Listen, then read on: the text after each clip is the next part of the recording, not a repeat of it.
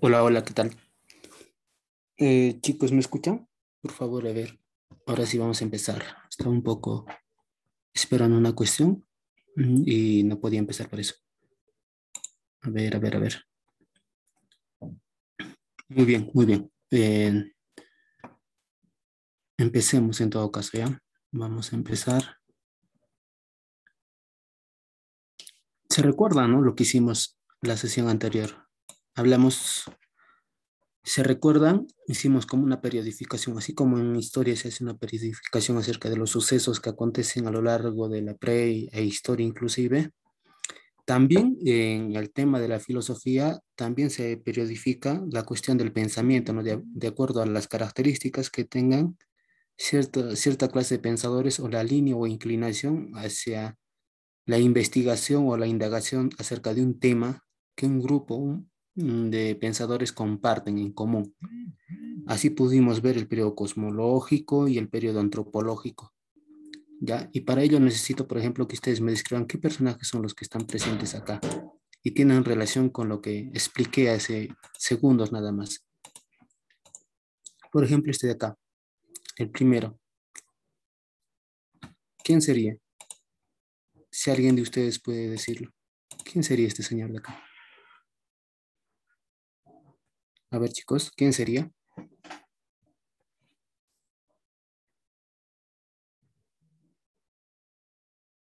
¿Quién sería el señor en todo caso que está acá? Respondan, por favor. O al menos una pista, ¿no? Esta nos va a ayudar. El que está al medio nos va a ayudar.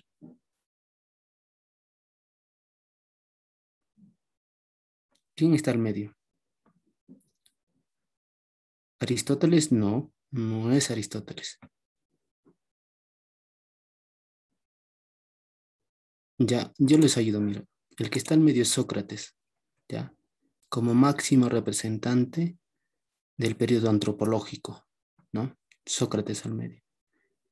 Y a este costado, el padre de la filosofía, considerado por muchos. ¿Quién va a ser? El señor que se llama Tales de Mileto, del periodo cosmológico, ¿no? Que inicia con esa pregunta inicial y con este tipo de cuestión al que se va a denominar como el arché, ¿no? O como el arjé, el principio causa de todo, ¿no? Este señor es que va a plantear esa pregunta inicial que va a romper todos los esquemas sobre los dogmas y sobre las creencias que los antiguos griegos tenían, ¿ya? Entonces, empezamos por este señor que es Tales de Mileto, que pertenece a ese periodo cosmológico de la filosofía antigua. Luego vamos a pasar de este periodo de pensamiento en el que el hombre se ocupaba simplemente por buscar el origen del universo y del mundo, a pasar a discutir con Sócrates preguntas más esenciales acerca de los problemas que agobian al hombre esencialmente. Por ejemplo, cuál es la moral, la justicia, la política, la democracia. Todo eso se van a empezar a discutir, el amor inclusive, ¿con quién? Con Sócrates, ¿no? Con Sócrates. Y Sócrates va a tener un discípulo, ¿no? Va a tener un discípulo que se va a llamar ¿qué? ¿Quién es el discípulo de Sócrates?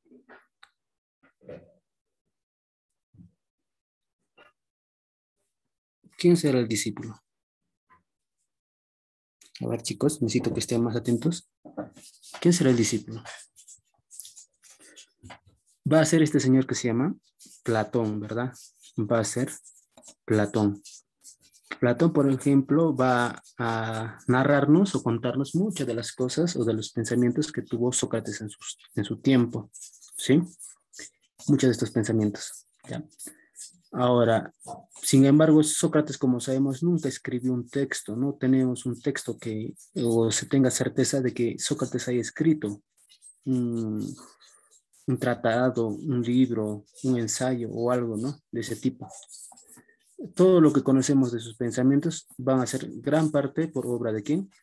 De Platón. Platón en muchas de sus obras va a tomar palabra a quién? A Sócrates y prácticamente narra la cuestión del pensamiento de él, ¿no? De Sócrates, lo ejemplifica, ¿no? En la mayoría de los escritos de Platón, el personaje principal va a ser este señor que se llama Sócrates.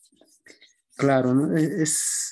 Es muy parecido a unas prosas, ¿no? Son como un estilo literario muy distinto al que nosotros leemos hoy en día, ¿no? Es muy distinto, ¿ya? Una literatura explícita, muy explícita y a la vez muy exquisita, de interpretar y de entender y también como arte literario mismo, ¿no? Es muy bello las formas en que hace estos diálogos, principalmente las obras de Platón sobre la vida de Sócrates son diálogos, ¿no? Son conversaciones que él plasma en escritos, ¿no? Por ejemplo, la Apología de Sócrates, que son conversaciones donde Sócrates se defiende ante un juicio, ¿no? Que le hace la, se puede decir, la aristocracia ateniense en ese entonces, ¿ya? Listo, pasamos. Ya, entonces ya hablamos de lo que es la filosofía antigua, parte uno, que tocamos el tema cosmológico. También tocamos, claro, también tocamos el periodo de la filosofía antigua, parte 2, que tocamos el periodo, ¿cuál? ¿Qué era el periodo siguiente? Antropológico, ¿verdad? El periodo antropológico. Y ahora como filosofía 3, filosofía antigua, parte 3, vamos a tocar el periodo sistémico. Entonces, volviendo a preguntarles, y si ustedes me han tomado atención, deberían de saber quién es este señor que está acá. ¿Quién será? No. ¿Quién será, chicos? A ver, díganlo. Díganlo, díganlo. Ahí está. Muy bien, Gilbert. Es efectivamente Platón. ¿Ya? Es efectivamente Platón, cuyo nombre no es tan cierto, ¿no? Platón no es como a sí mismo verdaderamente se llamaba, ¿no? Él tiene otro nombre. Platón es el seudónimo que él va a tener, producto de tener se dice, una espalda ancha, ¿no? De platos anchos. Y como, ¿quién lo bautiza así? Su maestro de gimnasia, ¿no? Porque los atenienses practicaban lo que es la gimnasia y también la filosofía, a la vez muchos tipos de artes, ¿ya?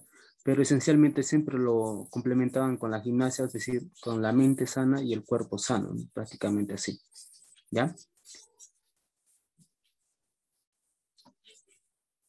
A ver, profe, tengo una pregunta. ¿Cómo así se estudió la filosofía en esa etapa? ¿Por el modo de pensar y costumbres? Por el modo de pensar principalmente, ¿ya? O sea, la discusión central, ¿sobre qué transcurría? ¿Ya? Ya sabemos que en los cosmológicos la discusión principal entre las personas que se ponían a debatir sobre estos temas era sobre el origen del mundo, ¿verdad? En el periodo antropológico sobre los problemas del hombre. Y en el periodo sistemático también se va a hacer eso, pero de manera más sistemática, es decir, más elaborada a raíz ya con ciencias que van a ir dividiéndose y dedicarse exclusivamente a estudiar ciertas ramas del conocimiento del hombre, ¿ya? El conocimiento se empieza a especializar, por eso es que se llama periodo sistémico, claro, ¿ya? Sigamos, ¿ya? Entonces ya les dije que Platón, ese es el seudónimo que este señor va a tener. Ya más adelante les digo cómo verdaderamente se llamaba, ¿ya? Mientras tanto, tomemos ese nombre de Platón, ¿ya? De Platón. A ver, un momentito, por favor.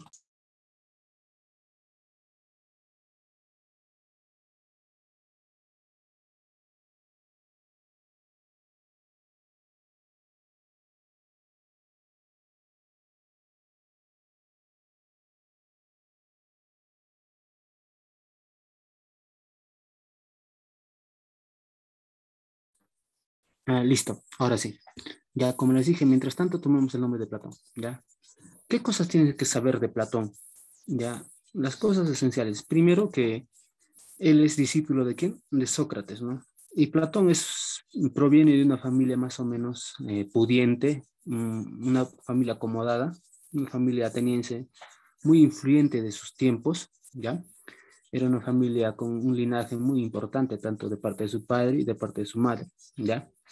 Está vinculada a los siete sabios de Grecia, ¿ya?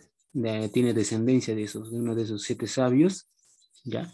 Y también que Platón muere Sócrates, él va a tener aproximadamente 27 años de edad, ¿ya? Y una vez que muere Platón, Sócrates, Platón lo que va a hacer es inmediatamente tratar de impartir todos los pensamientos de Sócrates mediante esos diálogos que va a empezar a escribir, ¿ya? Él va, repito, Platón se va a dedicar inmediatamente después a la muerte de Sócrates a publicar diálogos. En estos diálogos, el personaje principal es Sócrates. Y el más popular de estos diálogos, por ejemplo, va a ser ¿quién? Este libro muy famoso, ¿no? Que se llama La Apología a Sócrates, ¿no? Ahí está. Apología de Sócrates, ¿ya? Este es el diálogo más famoso que escribió Platón, ¿no? Y este libro de la Apología de Sócrates nos va prácticamente a enseñar o prácticamente a describir cómo era, ¿no? Sócrates en su vida, cómo él era su forma de pensar, ¿no? Su vida filosófica, de qué manera transcurría. Ahí se narra mucho de los pensamientos que Sócrates tuvo en su tiempo, ¿no? Ese es el testimonio que tenemos acerca de Sócrates, producto de esta obra, de este diálogo que se llama Apología de Sócrates, ¿ya? Y no es el único diálogo, sino hay muchos diálogos que va a escribir Sócrates a lo largo de su vida, ¿ya? Inclusive van a tener varias etapas, ¿ya? Eso más adelante lo vamos a tocar, ¿ya? Pero el personaje principal de sus diálogos va a ser este señor que se llama Sócrates. Ese es el personaje principal, ¿ya? Es más, en ninguna de sus obras, o prácticamente muy pocas, Platón aparece, ¿ya? No, casi no aparece en sus obras este señor que se llama Platón, ¿ya? Listo. ¿Qué más tienes que saber? O sea, las preguntas que empieza a realizarse Platón, que busca también desentrañar en sus obras, como que preguntas que van a tratar sobre estos temas, por ejemplo, ¿qué puede hacerse para vivir mejor? ¿Qué hacer para ser más feliz de lo que se es? ¿Cómo hacer para que esta vida tan colmada de sufrimientos imprevistos, catástrofes o de festejos y alegrías pasajeras tengan sentido? ¿Ya? Entonces, ¿qué es? El vivir mejor, ¿ya? La felicidad, ¿qué más? Y la vida, ¿no? El sentido de la vida, ¿ya? Él se ha preguntado sobre eso, ¿no? Sobre el vivir mejor, sobre la felicidad y también sobre el sentido de la vida del hombre. Entonces, en gran parte de sus obras va a ¿no? A sustentar esas preguntas prácticamente, va a tratar de responder esas preguntas, ¿ya? Obviamente, Platón no lo va a hacer, sino que él lo va a hacer mediante su interlocutor dentro de las obras. ¿Quién va a ser? Sócrates, ¿no? Y no solamente Sócrates, van a participar distintos personajes que vivieron o son contemporáneos alrededor de Platón, tanto de Sócrates también, ya, varios personajes, ya. Listo. También tienes que saber que Platón piensa que el Estado debe ser gobernado ¿por quién? Por los filósofos, ¿ya? Él va a establecer esa idea del filósofo rey, ¿ya? Pues decía que si los filósofos no gobiernan a la ciudad o si aquellos a quienes ahora llamamos reyes o gobernantes no cultivan la verdad, y seriamente la filosofía, es imposible que cesen los males de la ciudad, incluso los del género humano. ¿Ya? Eso decía Platón. ¿En dónde lo dice eso?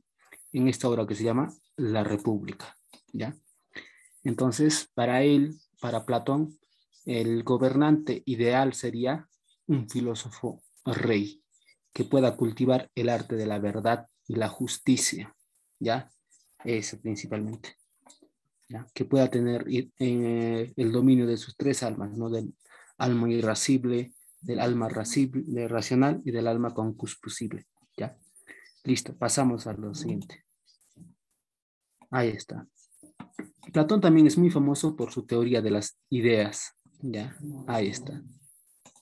O la existencia de dos mundos paralelos a sí mismo, porque Platón es uno de los pioneros que van a hablar sobre el conocimiento, ¿ya? Y Platón, por ejemplo, creía mucho en las ideas innatas, que ustedes ya lo habrán escuchado, ¿ya? Que más adelante en epistemología van a hablar, ¿no? De las ideas innatas, ¿ya? Platón creía en esas ideas innatas. Y al creer en estas ideas innatas, ¿qué es las ideas innatas? Las ideas innatas son simplemente conocimientos que el hombre cree que un ser ya trae consigo mismo al momento de nacer, ¿ya? Y no es una tabula rasa, como cierto filósofo lo va a decir más adelante, siglos después, ¿ya?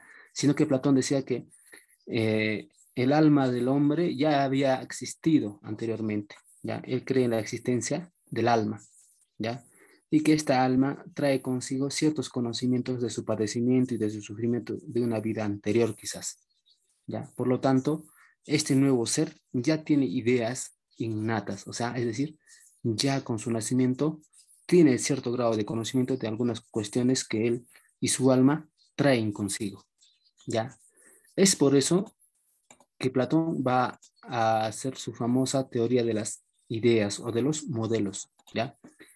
En esta teoría de las ideas, Platón va a concebir ¿no? Como quien dice, eh, dos mundos, ¿ya? O dos estratos del mundo en el que van a existir ¿no? Por ejemplo, el mundo de las cosas sensibles y el mundo de las ideas propiamente dichas, ¿ya? En el mundo de las cosas sensibles o el mundo sensible, ¿ya? Va a estar formado por las cosas que percibimos a través de los sentidos, ¿ya? Cosa que Platón lo descalifica, ¿ya? El conocimiento derivado de él dice que da, esperen un ratito, ¿dónde está? Platón va a decir que este conocimiento que es derivado de los sentidos simplemente al hombre le va a dar una opinión, ¿ya? Simplemente le otorga opinión sobre algo, ¿ya? O doxa simplemente en el antiguo griego, ¿ya? Y esta opinión a su vez se va a dividir en dos, en base a una creencia o en base a una imaginación, ¿ya? Esto, recordemos, se percibe a partir del sentido, ¿ya? Este mundo es, este mundo es todo lo que vamos a percibir a través de los sentidos. Ahí está, ¿ya? Es todo lo que vamos a percibir a través de los sentidos y que lo vamos a derivar a través de una opinión que se basan en base a creencias y en base a imaginaciones, ¿ya? Las creencias obviamente son opiniones que se refieren a los objetos del mundo sensible. En cambio, la imaginación son opiniones que se refieren a las cosas que están asociadas, por ejemplo, ¿a qué? A lo que nosotros conoceríamos más adelante como las sombras y los reflejos de las cosas, ¿ya?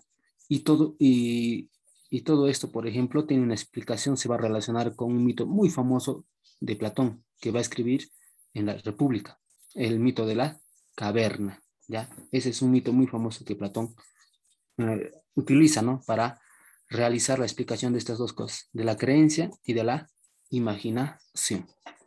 Listo. Ahora, el mundo de las ideas, o también conocido como el mundo inteligible, es otro espectro de la realidad para Platón, en el cual nos va a decir que que este mundo simplemente son las esencias existentes de las cosas del mundo sensible. O sea, mira, recuérdate, mira, son las esencias de las cosas del mundo sensible, ¿ya? Tienen por objeto el mundo inteligente, que es inmutable, ¿ya? El mundo de la inteligencia prácticamente, ¿ya? Listo. Este mundo constituye el ser verdadero y pleno de las cosas, al que denomino inteligencia, ¿ya? Se distingue entre dos cosas, ¿ya? Entre el pensamiento, ¿ya? Y el conocimiento, ¿ya? Mira, date cuenta, ¿eh? En el mundo sensible está la creencia y la imaginación. En el mundo inteligible de las ideas va a estar el pensamiento y el conocimiento. ¿Qué es el pensamiento para Platón? Platón dice que es el conocimiento discursivo propio de la matemática y otras ciencias exactas, como por ejemplo la música, la astronomía, que emplean el método hipotético, ¿ya? Nuevamente, es el conocimiento discursivo propio de la matemática y otras ciencias exactas, ¿ya? Como que la música o la astronomía de ese entonces, que emplean el método hipotético, ¿ya? En base a una presunta respuesta. Esa es una hipótesis, ¿ya? Y el conocimiento, ¿qué es en cambio? Nos dice que es el conocimiento dialéctico, ¿ya? Es el conocimiento dialéctico, ¿ya? Es decir, es un saber riguroso fruto de la contemplación directa de las ideas. Fruto de la contemplación directa de las ideas, ¿ya? Es decir, es el producto de un raciocinio, de una confrontación de ideas y una conclusión fruto de ellas. Listo, ese es el conocimiento, ¿ya? Ahora sí, ¿ya? Esta es la teoría de las ideas. Ahora, recapitulando un poco, debemos saber que también que Platón nació en una familia, como les dije, nobilísima o de clase media, pudiente, perteneciente a la aristocracia. Su nombre propio era Aristócles, ¿ya? Su nombre verdadero era Aristócles, ¿ya? Porque recordemos que Platón es su seudónimo, ¿ya? O su apodo, por decirlo así. Pero su profesor de gimnasia lo llamaba Platón, ¿ya? Que debido a sus espaldas anchas, ¿ya? Listo. En Atenas abrió una escuela en un pequeño terreno cerca de Colono, ¿ya? Por su cercanía al templo del héroe Academos, esta recibió el nombre de Academia, ¿ya? Entonces también debemos de saber que Platón fundó una escuela, es de las primeras escuelas donde se va a impartir conocimiento, ya de las cuales tenemos conocimiento, ya. Una escuela formal prácticamente dedicada enteramente al arte de la enseñanza. ¿Cómo se va a llamar? La Academia. ¿De quién va a ser su fundador? En este caso Aristócles, o más conocido como Platón, ¿ya? Hasta ahí vamos. Bien. A ver, ¿qué me pusieron? La experimentación, profe. ¿De verdad se llamó Aristócles? Ahí sí, de verdad se llama Aristócles, ¿ya? Platón es su apodo, como ya les dije. ¿Cree en la reencarnación? Sí, Platón sí cree en la reencarnación. Dar opiniones argumentadas, también, también, ¿ya?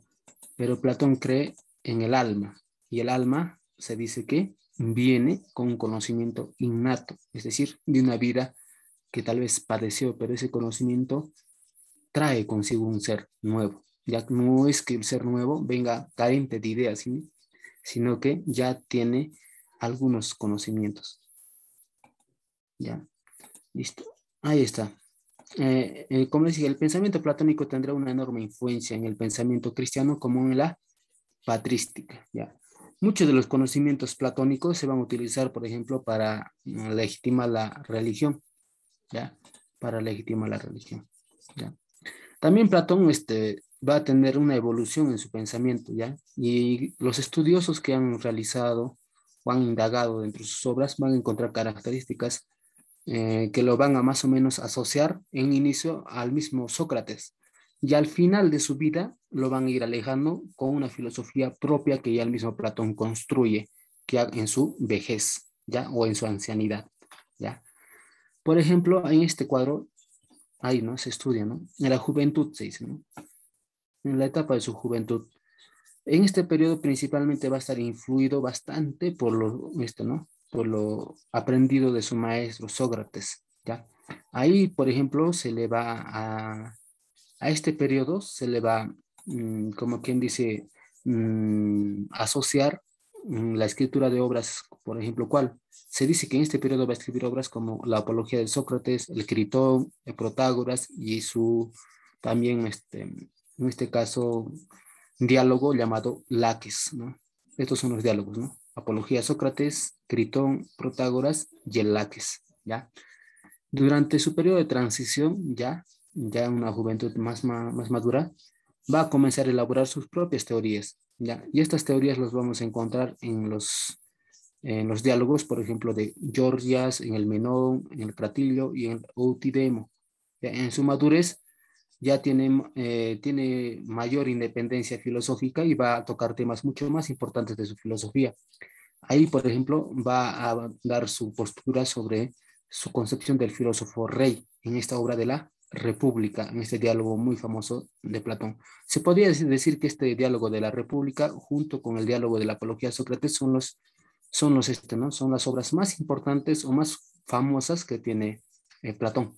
Ya, también el Fedón, el banquete, por ejemplo, ¿no? Que es otro muy famoso. El banquete, la República y la Apología de Sócrates son tal vez los diálogos más leídos que tiene Platón, ¿ya? también el Fedro. En su ancianidad ya el mismo Platón va a criticar y va a reformular sus mismos planteamientos, ¿ya? ¿Con qué obras? Por ejemplo, el Teteo, el Parménides, ¿ya? Que es, ustedes saben que Parménides era un filósofo anterior del periodo cosmológico. También tiene su obra Las leyes, el político y el Timeo, ¿no? Son obras que más o menos según la característica que tienen los estudiosos lo han ido de alguna manera clasificando, ¿no? Según la manera de escribir o del pensamiento que imparta a través de esas obras. Las más destacadas son la Apología de Sócrates, ¿ya? En la República también va a estar este del banquete, ¿no? La Apología de Sócrates, ¿de qué trata? Es la defensa que el mismo Sócrates realiza de su caso en el juicio que le van a realizar los aristócratas en Atenas, ¿ya? La República trata sobre principalmente la justicia y su noción de estado ideal y el filósofo rey que tiene Platón, ¿no? Sobre las polis griegas, ¿ya? Sobre qué debería ser la justicia, quién debería de gobernar y sobre todo el estado ideal que Platón sueña o quiere, ¿no? Un estado muy, ¿no? Muy rígido en base a la moral y a las buenas costumbres, ¿no? Y también un estado muy clasista también, ¿ya? En el banquete el tema principal es el amor, ¿no? Ahí se habla del amor, ¿no? Ahí es donde, por ejemplo, se evidencia bastantes sobre estos temas, por ejemplo, que es acusado en un inicio Sócrates en la apología, ¿no? Sobre de que corrompía a los jóvenes y, por ejemplo, que posiblemente haya vicios de homosexualidad. En el banquete se confirma eso, ¿no? Porque como que los personajes tienen, ¿no? Como que los personajes del banquete tendrían relaciones sentimentales, ¿no? Se da a entender eso bastante. Ahí es donde se evidencia un poco eso. Eso se da, el estado donde debe ser gobernado por los filósofos, eso se da en el en la República. Ahí expone por qué deberían gobernar los filósofos reyes, ¿ya? Ahí expone esa su idea Platón, ¿ya? Entonces, en la República también va a estar el mito de las cavernas, ¿no? Está en el séptimo libro, si no me equivoco. Ya son 10 libros que tiene la República. ¿Ya? Listo. Ahora sí pasemos al otro pensador, ¿ya? Que es, acá vamos, ¿no? De Platón a su discípulo, ¿no? ¿Quién es uno de sus discípulos? Va a ser Aristóteles, ¿ya? Aristóteles, ¿ya? Luego de la muerte de Platón, ya anciano, porque Platón vivió muchos años, eh, el que lo va a suceder va a ser Aristóteles, ¿ya? Aristóteles era, recordemos que Platón tenía su academia, ¿no? Es como decir su centro de estudios, ¿ya? Dentro de este centro de estudios, quien debería de tomar el mando en un inicio era Aristóteles, ¿no? Porque era el más destacado dentro de todos los filósofos que habían, ¿no? Que había formado el mismo Platón. Sin embargo, Platón no le deja como quien dice, la autoridad para presidir o como quien dice, llevar en la academia a Aristóteles, sino que lo deja a cargo de un sobrino suyo, ya que no era tan sabio como si lo era Aristóteles, ¿no? Es por eso que Aristóteles un poco que se aleja de la academia y en un futuro va a formar su propio centro de estudios, ¿no? Que se va a llamar el Liceo, ¿ya? Su propio centro de estudios, ¿ya? Entonces, a ver un ratito, chicos.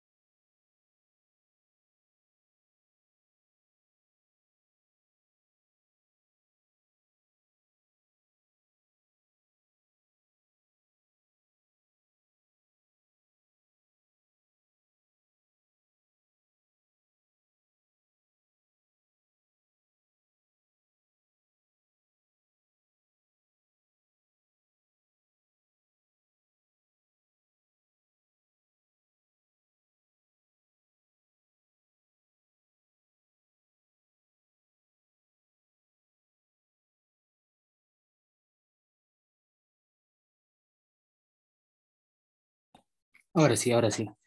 Ya, ¿en qué estábamos, chicos? A ver, ¿en qué estábamos, chicos? Ya, estábamos hablando sobre Aristóteles, ¿verdad? Ya dijimos que Aristóteles es el discípulo de Platón, ya que en un inicio Aristóteles debía de tomar el mando de la academia. Sin embargo, Platón no le deja la autoridad para dirigir la academia y le deja esta autoridad a su sobrino de Platón, ¿no? Y a raíz de esto que como que Aristóteles hay como un recelo y Aristóteles se aleja, ¿no?, de la academia de Platón y va a formar su propio centro de estudios que se va a llamar Eliseo, ¿ya?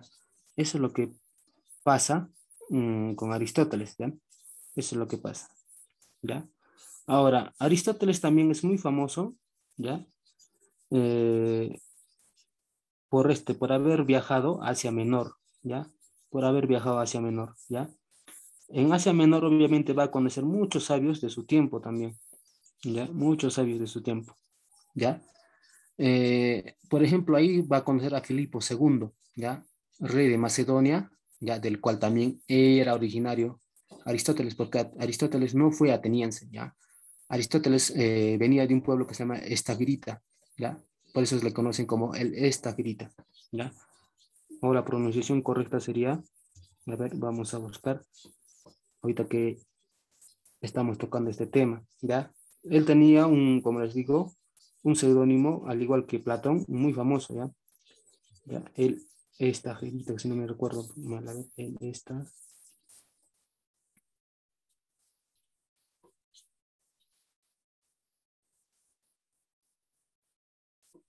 ¿ya? Ahí está, ¿ya? Ahí se le conoce, ¿verdad? Ahí está. El apodo que tenía Aristóteles era efectivamente el Estagirita, ¿ya? O el Estagirita, ¿ya? Por él provenir de un pueblo de ese nombre, ¿ya? Que estaban en los reinos de Macedonia, ¿ya?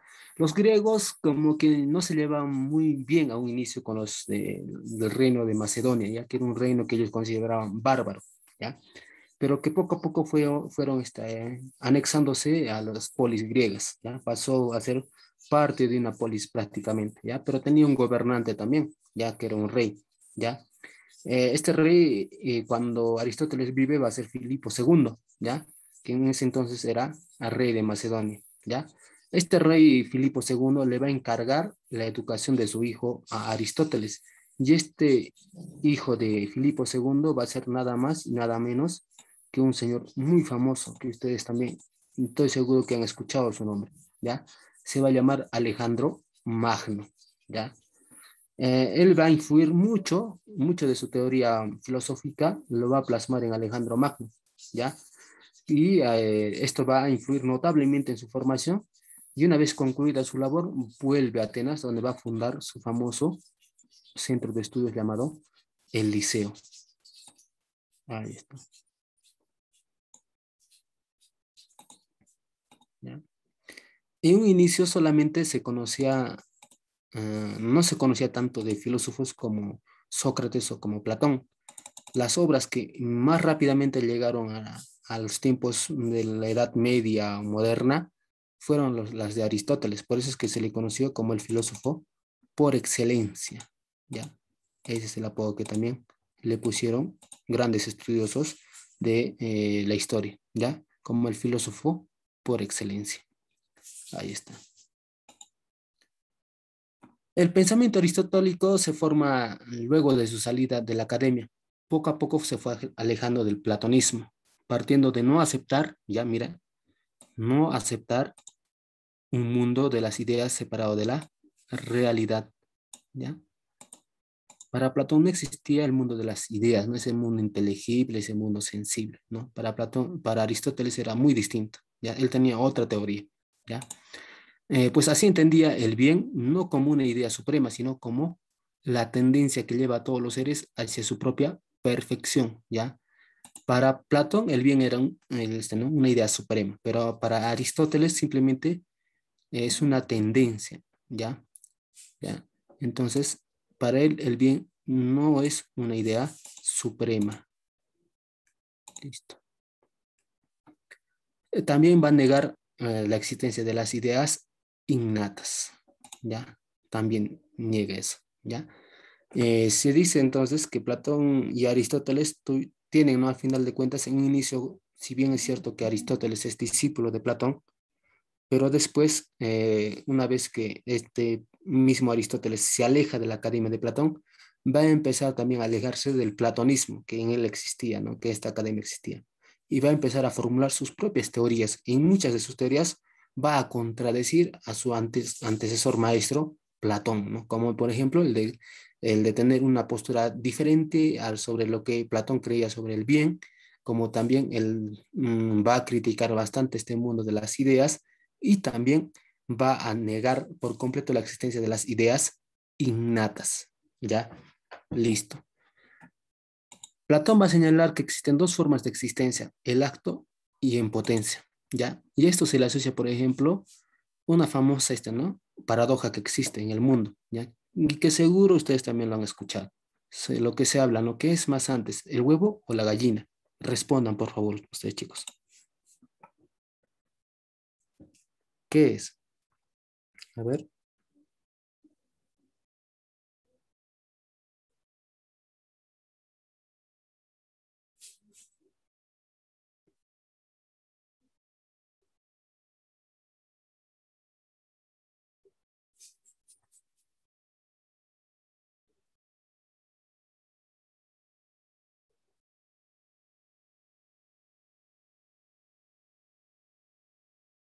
¿Qué es, chicos? A ver.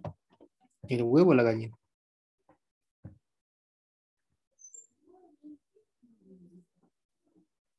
El huevo, la gallina, ¿no? Es un debate que parece nunca acabar. Pero Platón le dio en este caso digo Aristóteles, le dio respuesta a esto con una teoría muy simple que se llama potencia-acto o acto-potencia, ¿ya? Aristóteles va a decir que el acto siempre precede a la potencia, ¿ya? Por eso dice que el acto es lo que existe, lo que es y cómo se es. Esto puede ser, por ejemplo, una carpeta, un árbol, un hombre, etc. ¿Ya? En cambio, la potencia son las cualidades o capacidades a desarrollar más adelante. ¿Ya? Mire, si nos damos cuenta, el acto vendría a ser ¿qué? ¿El huevo o la gallina? ¿Qué sería el acto?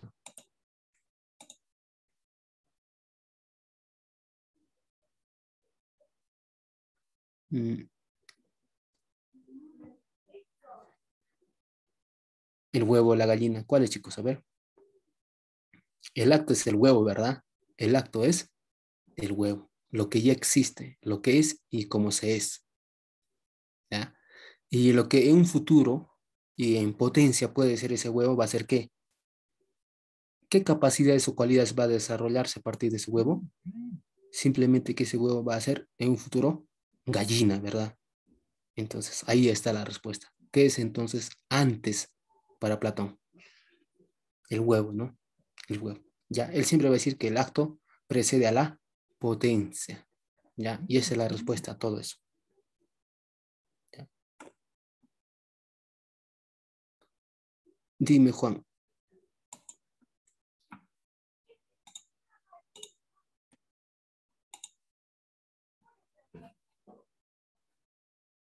Bueno, yo no puedo contradecir a ¿no? Aristóteles. Yo ratifico lo dicho también por él. ¿Ya? En ese caso, siempre el acto va a preceder a la potencia. ¿Ya? Y siempre el acto va a ser a partir de qué? Del huevo. ¿Ya? Entonces, siempre va a ser el huevo antes que la gallina.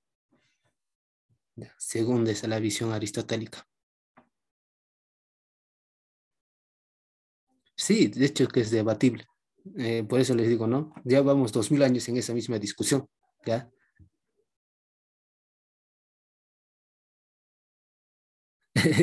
Ya, sigamos, ya. Si es que me queda tiempo, le damos, ya, pero veamos, primero acabemos, ya. Listo. También Aristóteles va a señalar que existen cuatro causas o principios que condicionan la existencia de las cosas, es decir, del acto, ya. La causa material, la causa eficiente o motriz, la causa formal y la causa final, ya. La causa material simplemente es la materia de la que está compuesta, hecha una cosa. Por ejemplo, la madera va a ser, ¿no? ¿Producto de qué? ¿Va a dar producto a qué? A una silla, ¿no? Ya, listo. La causa eficiente o motriz nos dice que es la que hace que la cosa sea lo que es. En la silla, por ejemplo, ¿cuál va a ser la causa motriz o la causa que va a hacer que esa materia, esa silla, sea lo que es? Obviamente, la persona que transforma ese objeto, ¿no? ¿Quién lo va a transformar? Siempre en este caso, el objeto de esa transformación va a ser el hombre. ¿Y quién específicamente? Un carpintero, ¿cierto? Ahí está. La causa formal nos dice que es la idea que permite que algo pueda ser lo que es.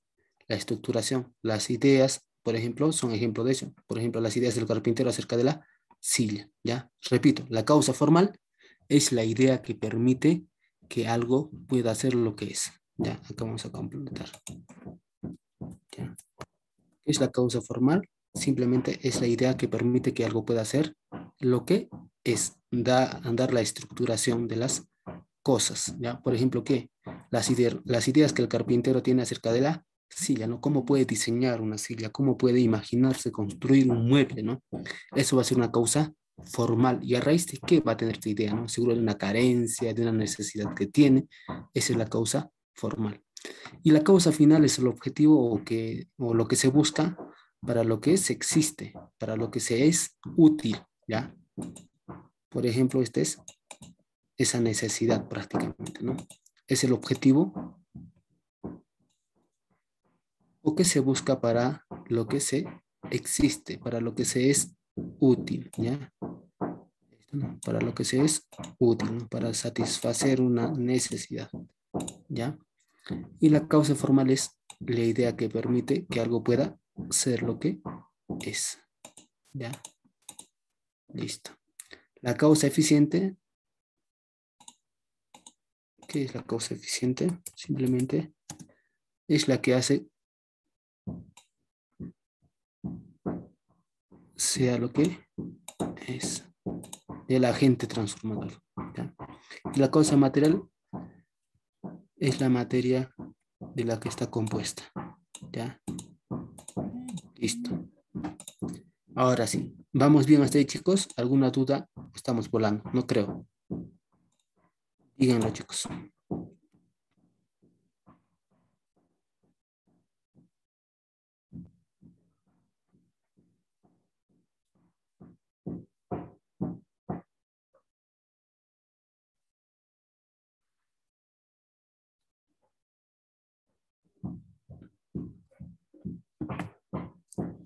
¿Todo bien, chicos? ¿Sí? Entonces pasemos, ¿ya? Pasemos. ¿Qué más nos trae Aristóteles? ¿Ya? Juan, tú estás bien, no creo que estés volando, ¿ya? También nos va a traer una teoría ilemórfica, ¿ya? Ilemórfica y también una teoría geocéntrica, ¿ya? La teoría ilemórfica, por ejemplo, va a tratar sobre la materia y la forma, ¿ya? Por ejemplo, Aristóteles nos va a poner un ejemplo de una llave, ¿no? Que es el resultado de una materia, el hierro, por ejemplo, y va a ser resultado también de una forma, ¿ya? La forma de la llave, y un agente, que es el cerrajero que la fabrica, y un fin, la necesidad de cerrar o abrir una cerradura.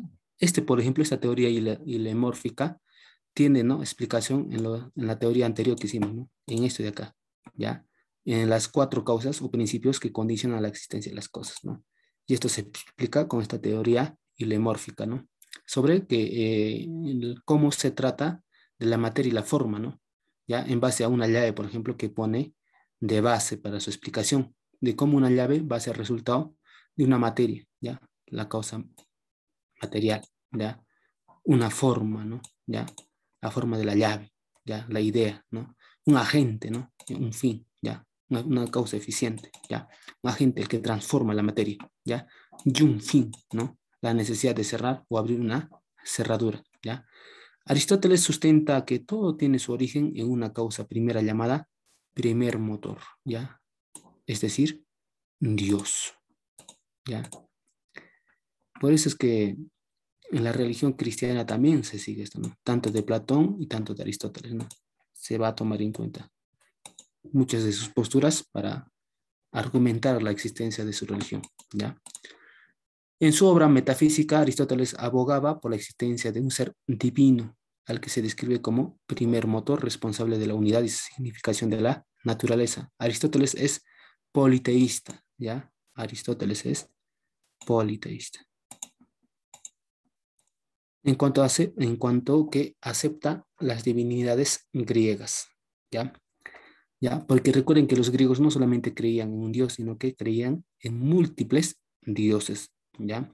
Es por eso que Aristóteles obviamente se sobreentiende que es politeísta. También va a plantear su teoría geocéntrica, ¿ya? El cual señala que el centro del universo es la Tierra. Ahí está. La cual es un disco plano colgado en el centro del universo. El Sol y los demás cuerpos celestes también son discos planos ubicados alrededor de la Tierra. Todos carecen de movimiento, sin embargo. A esto también Aristóteles sustenta la teoría de la generación espontánea, la cual señala que la vida surge por arte de magia. ¿Ya? Profe, Aristóteles estaba loco, ¿no? Bien, pero no, Aristóteles sustenta su idea. Por ejemplo, dice, de la ropa vieja nacen las polillas, de la carne descompuesta nacen los gusanos y de las moscas nacen las gotas de sudor, los piojos y liendres de los granos de maíz, los ratones, ¿ya? Entonces, él dice, ¿no? Que la vida surge por obra de arte de la magia. Listo. ¿Ya? Aristóteles también va a ser ¿no? Importante porque va a ser uno de los primeros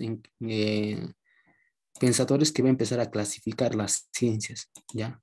Va a ser esta clasificación, ¿ya? Por ejemplo, en ciencias teóricas, en ciencias prácticas y en ciencias poéticas.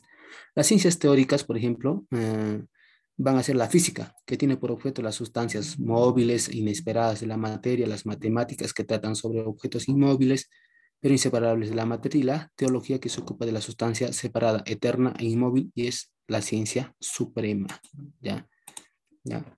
Por ejemplo, acá se va a priorizar lo que son ciencias que hoy conocemos como cuál, la física y las matemáticas, pero sin embargo, Aristóteles sobre estas ciencias va a poner a la teología, ya que es prácticamente esta ciencia encargada de la religión, ya que está para él sobre encima de las físicas y sobre las matemáticas, ya. Listo. Ya. En las ciencias prácticas, el gran ejemplo es la política, ¿no? Es la principal ciencia práctica por excelencia, ¿no? Uno tenemos, ya en este lado, ya voy poniendo el negrito, ya.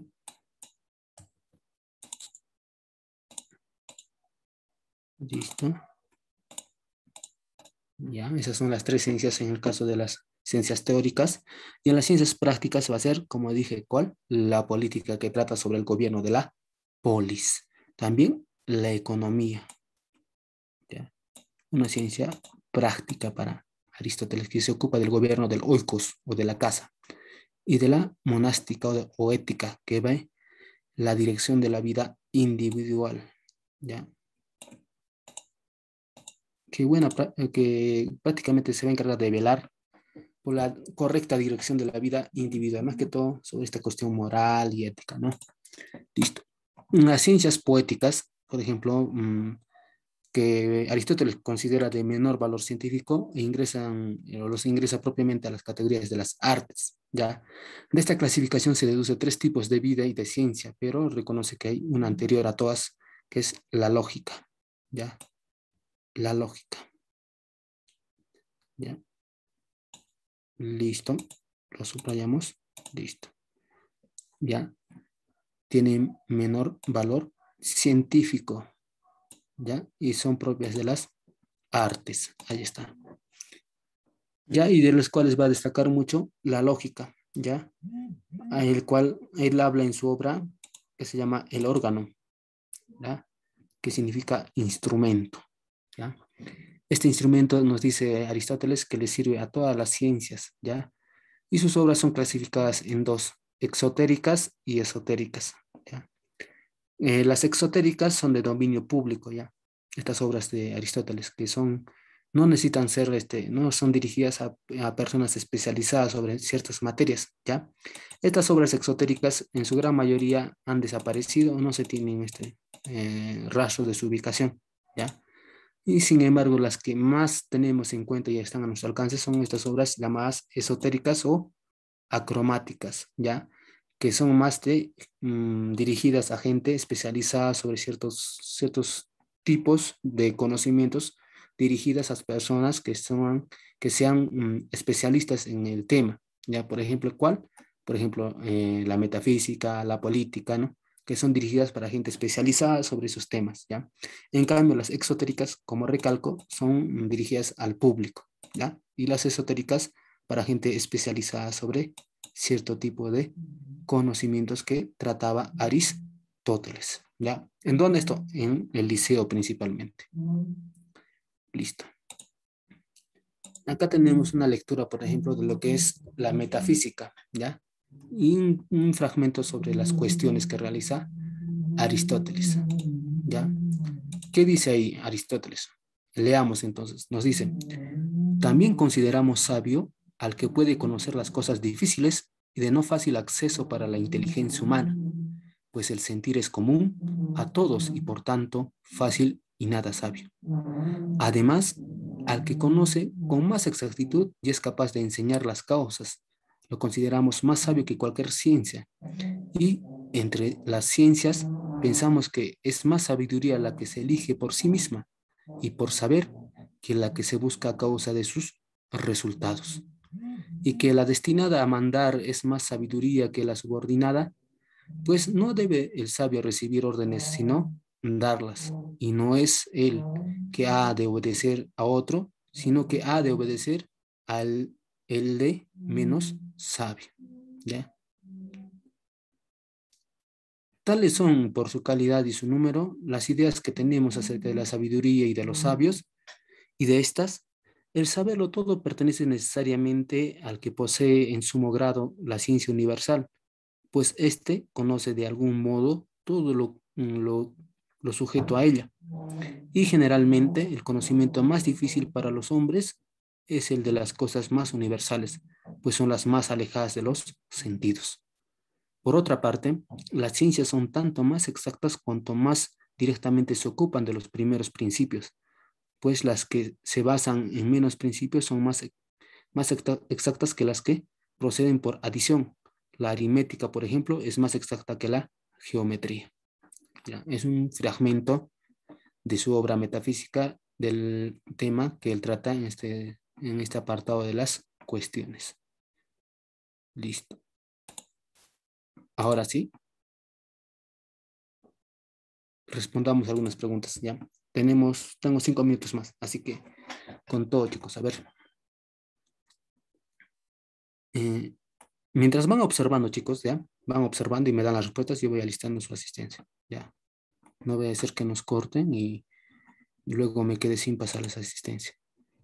Ya, vayan respondiendo.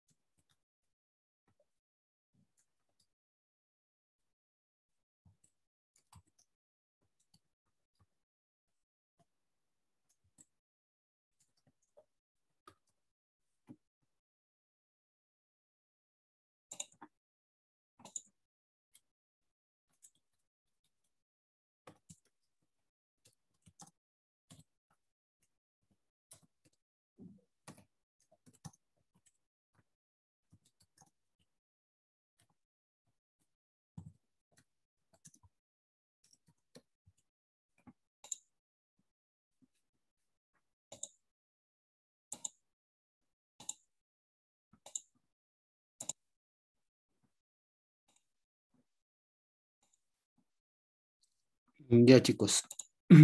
Voy a pasar la asistencia por acá. Ya. Mientras respondemos, ¿ya? Ahora sí.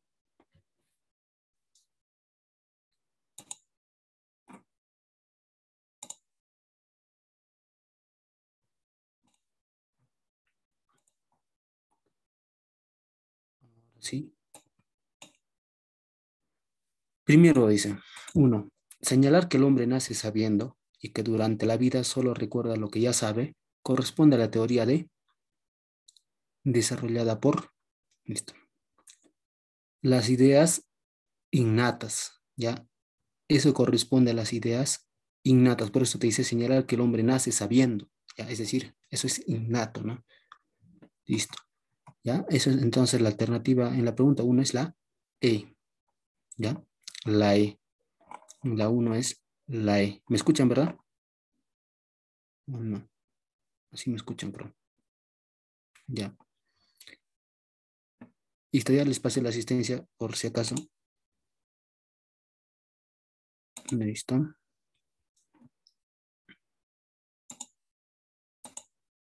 Ya les paso nuevamente a los que están distraídos tal vez. Vayamos a las dos, a la dos. Dice, no es una característica del mundo sensible platónico. El mundo sensible, ¿qué dice? Cambiante, perfecto, captado por los sentidos. Si es captado por los sentidos, ¿ya? Es perfecto, aproximado a lo perfecto, es corpóreo, material. Obviamente, si es captado por los sentidos, es corpóreo y es material.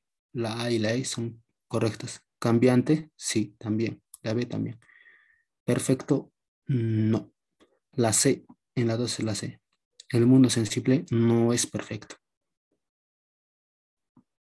Ujú.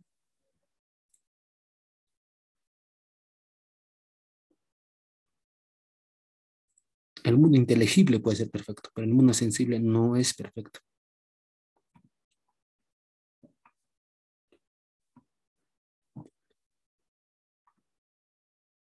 Listo. Vamos a la 3. ¿Qué nos dice la 3? Para Platón, las ideas son aparentes y sensibles, el reflejo del conocimiento sensorial, incognoscibles.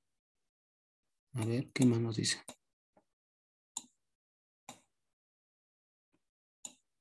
Producto de los entes concretos, el ser verdadero que la filosofía busca. ¿Qué son las ideas para Platón? Son aparentes y sensibles. ¿Ya?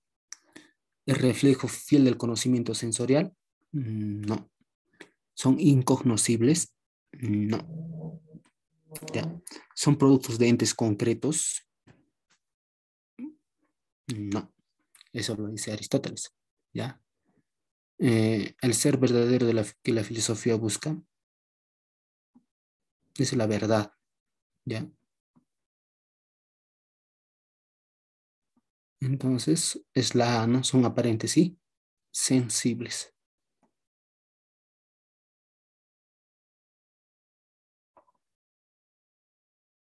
Ujú, es la A. La D sería siempre y cuando te diga cuál es el objeto de la filosofía o cuál es la verdad, ¿ya? Para Platón, ¿ya? La verdad es el ser verdadero que la filosofía busca, eso sí tendría sentido, pero las ideas son aparentes y sensibles, ¿ya? Listo. 4. El pensamiento platónico sostiene que solo se llega al mundo de las ideas mediante la reminiscencia, la virtud, la amnesis, los sentidos o el intelecto, ¿ya? ¿Cuáles, chicos? A ver, repito la pregunta, a ver. El corazón, nada que ver, ¿ya? Será la, ¿qué dice la uno? La reminiscencia. Será la reminiscencia. ¿Qué es la reminiscencia? Según esta teoría nos dice que el conocimiento se puede conocer mediante el recordar. Eso se llama reminiscencia, ¿ya?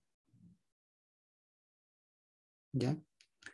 Para este conocimiento, adquirir adquirir propiamente conocimiento consiste en recordar lo que el alma sabía cuando habitaba en el mundo inteligible de las ideas, antes de caer al mundo sensible y quedar encerrada en el cuerpo, ¿ya? Así, la teoría de la reminiscencia está ligada a la diferencia platónica entre el cuerpo y el alma. El recuerdo se logra principalmente mediante el diálogo filosófico. Probablemente Platón no defendía este punto de vista respecto a la adquisición de conocimientos particulares, sino que los dotados de la universalidad y necesidad, tales como las matemáticas, que no pueden explicarse a partir de la experiencia empírica o perceptiva. La virtud y la sabiduría vienen de una vida pasada. El alma conserva esa información y esas enseñanzas aprendidas y las trae a la vida actual de la persona, ¿ya? La reminiscencia es recordar lo que anteriormente el alma conocía, en pocas palabras, ¿ya?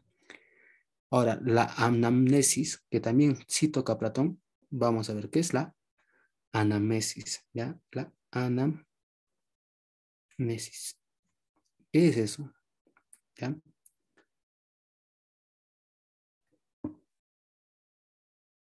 Para Platón, ¿no? Para Platón.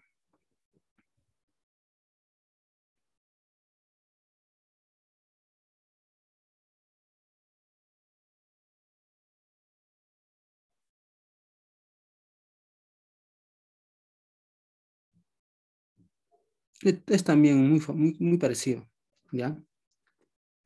Eh, va a ser, a ver, ¿dónde está? Entonces, tenemos que responder la 4. El pensamiento platónico sostiene que solo se llega al mundo de las ideas mediante ¿cuál? La reminiscencia o la anamnesis. Claro, ya la reminiscencia da, o sea, busca esas ideas innatas, ya. Trata de recordar lo que anteriormente ese alma tuvo ya de conocimiento. Ya, entonces, ¿cuál es?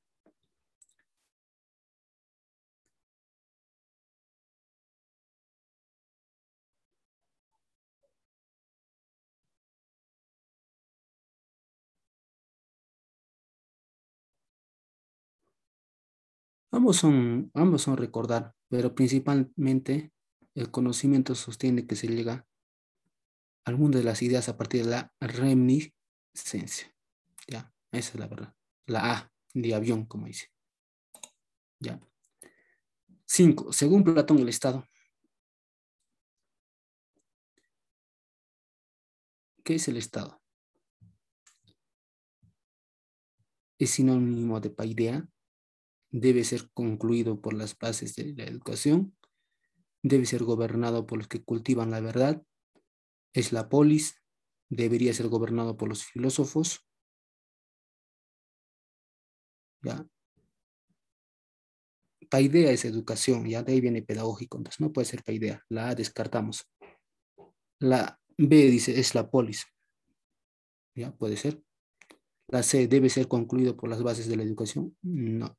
La D debe ser gobernado por los filósofos, la E debe ser gobernado por los que cultivan la verdad. Entonces la respuesta es la D. Ya, según Platón, el Estado debería de ser gobernado por los filósofos. Ya, la D, entonces. Ya, listo. Pasemos acá, más rápido vamos, ¿ya? El filósofo que denominó la filosofía como dialéctica fue Sócrates, Platón, Tales, Heráclito. ¿Quién?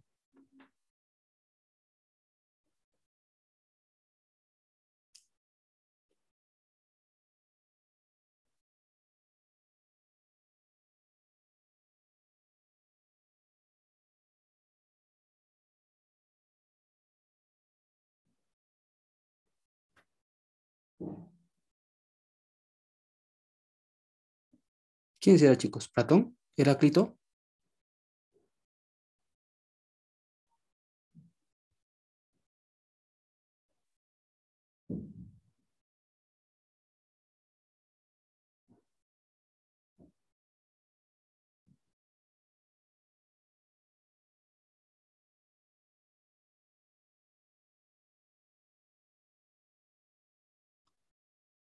¿La E? Todos dicen la E. Heráclito, no. Él utiliza la dialéctica, ¿ya? Todo es cambio, todo es oposición, ¿ya? Pero él no define la filosofía como dialéctica, ¿ya? El que va a definir como dialéctica va a ser este señor que se llama Platón, ¿ya? Porque en sus diálogos se utiliza dialéctica, ¿ya? Se utiliza bastante dialéctica. 7. Para Platón el conocimiento es anamnesis, una forma de recuerdo, reflejo de la realidad, búsqueda de lo que no hay. La E nos dice A y D. ¿Qué es la A? Anamnesis, una forma de recuerdo. No, no. Reflejo de la realidad, mucho menos. ¿Ya? ¿Qué es el conocimiento para Platón?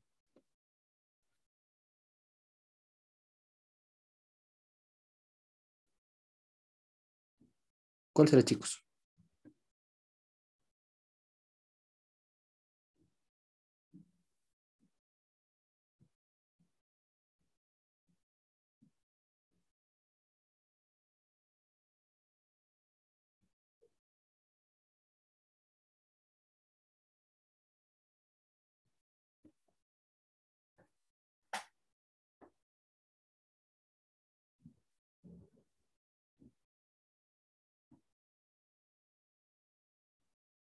En este caso podría ser ¿cuál? La A y la D. Ya, la E también en este caso. Porque si solamente marcaríamos la anamnesis, estaríamos obviando lo que es la anamnesis, que es una forma de recuerdo. Y el conocimiento es eso, ¿no? Ya. Retroceder en ese conocimiento que ya se tiene, en esas ideas innatas, ¿no? Listo. 8. En Platón se entiende el mundo de las ideas como el ser por excelencia, imágenes, una realidad mutable, construcciones psicológicas, representaciones mentales. ¿Qué es?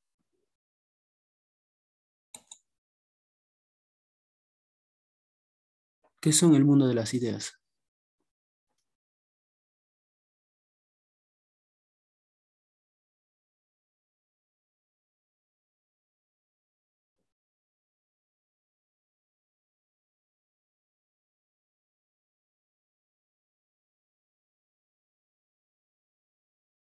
Exacto, una realidad mutable. Una realidad mutable. Bien, pasamos a la 9. Obra de Platón donde trata acerca de la forma de gobierno que se debe en una ciudad. Les expliqué, ¿no?